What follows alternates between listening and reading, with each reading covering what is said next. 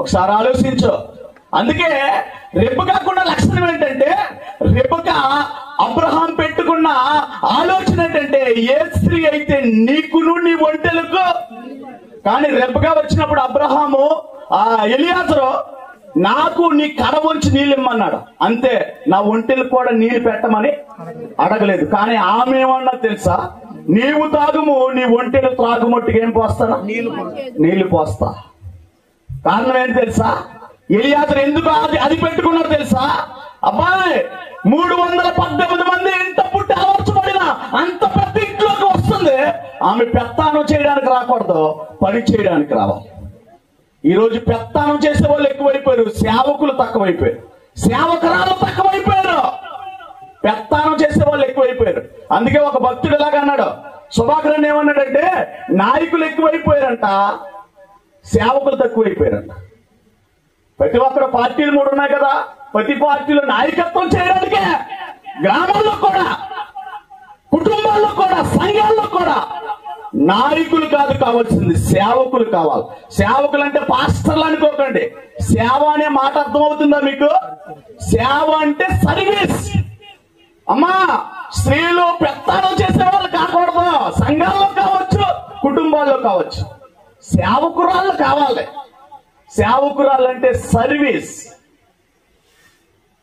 నువ్వు ఎప్పుడైతే, అందుకే ఎలియాజరు నీకు నీళ్లు పోతాడు, నీ ఒంటెలకు కూడా. అంటే ఆమెకి ఏ తత్వం ఉండాలి? సేవా తత్వం, పని చేసే తత్వం ఉండాలి. ఈరోజు ఏ తత్వం ఉంది? పెత్తనం చేసే తత్వం ఎక్కువైపోయింది. అంతేకాదు, 2 లక్షలు చెప్పడా, ఆ స్త్రీ మిక్కిలి చక్కనది, ఆమె కన్యక, ఏ పురుషుడిని ఆమె ఏం చేయలేదంటే, ఆమె పెత్తానం చేసి ఆమె కాదు, పవిత్రంగా బ్రతికే ఆమె.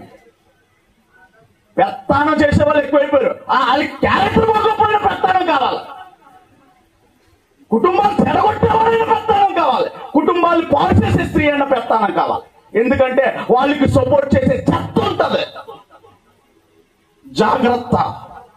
ఐగుప్తు లాంటి దేశంలోకి వెళ్తాం, నీ వలన నాకు మేలు కలగాలి, నీ వల్ల నేనేం చేయాలి? బ్రతకాలి. వారి బైబిల్ గ్రంథం మీరు ఆది కాండం నుండి చూడండి, ప్రకటన గ్రంథం వరకు సంఘం అనే వధువు గురించి దేవుడు చెప్తే ఏమన్నాడు తెలుసా? మీరు ఎలా బ్రతకాలంటే, నా నామానికి మహిమ కలగాలి, మీరు పవిత్రురాలైన కన్యకలాగా ముందు నిలబడాలి, పెత్తానం చేసే వాళ్ళ కాదు. ఈ మధ్యాహ్నం సంధ్య ప్రధానంలో నేను చెప్తున్న మాట ఏంటంటే, సంధ్య వల్ల కూడా తన భర్త బ్రతకాలి, సంధ్య వల్ల తన భర్తకి ఏం కలగాలి? మేలు కలగాలి. అబ్రహాం అద్భుతమైన విషయం, పరాయి దేశంలోనికి, అమ్మాయి మనం వెళ్తున్నాం, నీ వల్ల నాకేం కలగాలి? దానికోసం నువ్వేం చేయాలి తెలుసా? సహోదరి అని చెప్పు, అంతే. నీ భర్తకు మేలు కలగడానికి నువ్వేదైనా చేయి, నీ భర్తకు మేలు కలగడానికి నువ్వేదైనా చేయి, దేవుడి నామానికి మహిమ కలగడానికి ఏదైనా చేయి. అది నీకు కష్టం అనిపించదు, సర్వీస్ చేసే మనస్తత్వం ఉంటే నీకు బాధ అనిపించదు. పెత్తానం చేసే మనస్తత్వం ఉంటే నేను ఎవడైనా పొగడకపోతే, ఎవడైనా రెస్పెక్ట్ చేయకపోతే, ఎవడైనా గౌరవం ఇవ్వకపోతే మనసులో పగ పెరిగిపోతే పతనం చేసేస్తాం. అందుకే అబ్రహాం అద్భుతమైన విషయం చెబుతున్నాడు. వాళ్ళు ఐగుప్తిలో ప్రవేశిస్తున్నప్పుడు తన భార్య అయిన సారాయితో అంటున్నాడు, నీ అందాన్ని బట్టి నేనేం చేయాలి? బ్రతకాలి. అందమే కాదు, ఆస్తిని బట్టి అయినా, దేన్ని బట్టి అయినా నీ వల్ల నీ భర్త బ్రతకాలి, నీ వల్ల నీ భర్తకి ఏం కలగాలి చెప్పండి? మేలు కలగాలి. దేవుడు కూడా అదే చెబుతున్నాడు. భార్య దొరికిన వారికి ఏం జరుగుతుందని నువ్వు ఆలోచించు. సంఘానికి కూడా, సంఘంలో ఉన్న ఎవరికైనా, సంఘము వల్ల, నీ వల్ల మనం, అందుకే బైబిల్ గ్రంథం ఏమని చెప్తుంది తెలుసా?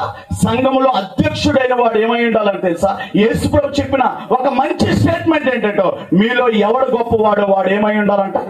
పరిచారకుడై ఉండాలంట. పెత్తనం చేసేవాళ్ళు కాదు. ప్రతి ఒక్కరు చిన్న కుర్రోడు నాయకులు అయిపోవాలనుకుంటున్నాడండి. నాకు అదే విచిత్రం అనిపిస్తుంది. కుటుంబం కట్టడం చేత కాదు, మాట చెప్పడం చేత కాదు, చెడు మార్గాల్లో వాడిని రైతు వేలు పెట్టడం చేత కాదు, వాడు కూడా నాయకులు అయిపోవాలి.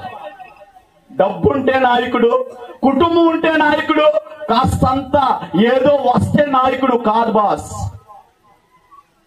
నీ లోపల సర్వీస్ చేసే మనస్తత్వం ఉంటే నీవు నాయకుడు, నాయకురాలు, సేవకుడు, సేవకురాలు. అంతే తప్ప నీకు మాట వచ్చిందని సూట్ వేసి యూట్యూబ్ ఎక్కేస్తే నీకు చేత కాదు. సమాజం ఎలా ఆ ఒరిస్సాలో పని చేసుకోవడానికి వచ్చిన వాళ్ళని ఎటకాలాడే వాళ్ళు ఉన్నారా ఏంటండి? ఎంత విచిత్రమండి. పరాయి రాష్ట్రంలో బతుకుదెరువు కోసం వస్తే వాళ్ళతో ఎటకారాలాడే వాళ్ళు, వాళ్ళతో అక్రమ సంబంధాలు పెట్టుకునే వాళ్ళు ఈనాడు సమాజంలో కనబడుతున్నారు. జాగ్రత్త. ఆ ఫరో, ఐగుప్తు ఫరో తనకున్న అధికారాన్ని బట్టి అబ్రాం భార్యను తీసుకెళ్తే అధికారం ఉన్నవాడు రాజు. దేవుడు ఊరుకోలేదు, తాట తీసేశాడు, కీ తిప్పుదిలేశాడు. సొంతూరు కదా, డబ్బు ఉంది కదా, అడిగే తల్లిదండ్రులు లేరు కదా, నా అధికారం ఉంది కదా, నాకెవడని తెల్ల కీ తిప్పేసి తిరుగుతాడు. ఆయన తాట తీసేస్తాడు. జాగ్రత్త. సమాజం ఎలా తయారవుతుందండి? బాధ్యత కలిగిన చాలా మంది లేరు. బుద్ధి చెప్పే వాళ్ళ మీద తిరగబడే వాళ్ళు ఉన్నారు, కానీ బుద్ధి చెప్పే వాళ్ళు తక్కువైపోయారు. జాగ్రత్త. సమాజాన్ని క్రైస్తవుడే కంట్రోల్లో పెట్టాలి, క్రైస్తవుడే సరైన దారి చూపించాలి. వాక్యమే ప్రపంచానికి మార్గదర్శి. నువ్వే సరిగ్గా బ్రతకపోతే, నేనే సరిగ్గా బ్రతకపోతే ఎవరు చెప్తాడు? కాబట్టి సంధ్య ప్రధానం ద్వారా నేను చెప్తున్నా ఆ యవనస్తురాలకి, అమ్మా నువ్వు ఏదైనా పర్వాలేదు, నీ వల్ల నీ భర్త బ్రతకాలి, నీ వల్ల నీ భర్తకి ఏం కలగాలి? మేలు కలగాలి. భర్త లేని వారి వల్ల భార్య బ్రతకాలి, భర్త లేని వారి వల్ల భార్యకి ఏం కలగాలి? మేలు కలగాలి. అది దేవుడు ఆశిస్తున్నది. అలాంటి మంచి కృప దేవుడి కుటుంబానికి అనుగ్రహించాలని ఆశిస్తున్నాడు.